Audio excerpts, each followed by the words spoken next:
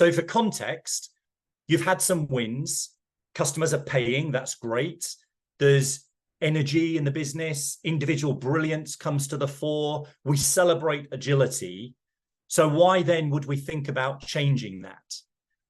Well, the reality is we're not.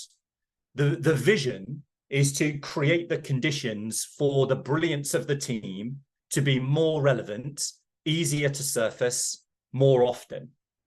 But the reality is that we are moving quickly and the context changes for what that takes and who needs to be involved. So when we're in search phase, we would expect to see a high level of individual ownership. We may be founder or CEO led in sales.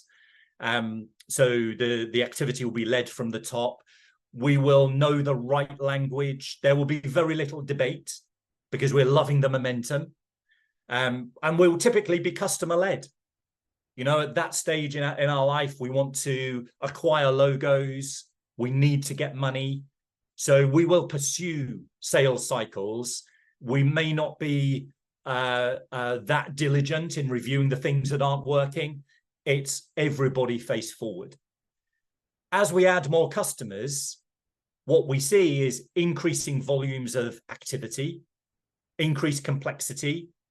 There may be an aspect of second album syndrome.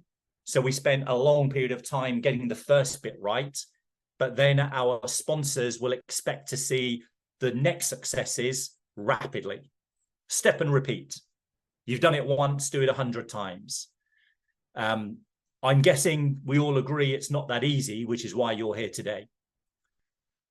There is, in fact, a bigger aspect of jeopardy here, because as we grow, we also risk creating multiple propositions for multiple customers, because we've still got that same agile mindset.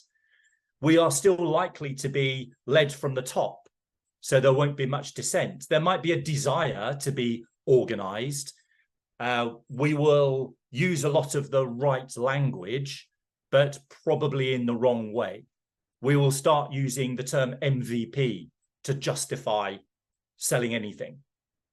These are yellow alarms when it comes to sales process. It's also the case that as we grow, we'll be managing competing priorities, typically with limited resources. We'll never have enough resources, and we will be time poor. There's no doubt about that. We all experience that.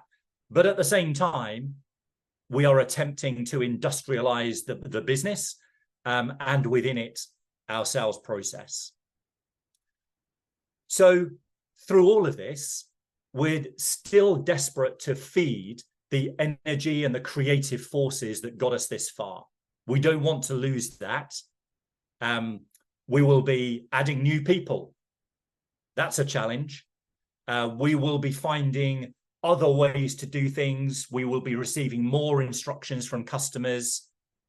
So against this backdrop, the sales process that we design could be the motorway to growth, but it could also be that A road or the mud track along which we're trying to scale creativity. I know John's not sure about that analogy, but hold that thought. If we buy into the analogy, then the CEO is the Minister for Highways and Byways.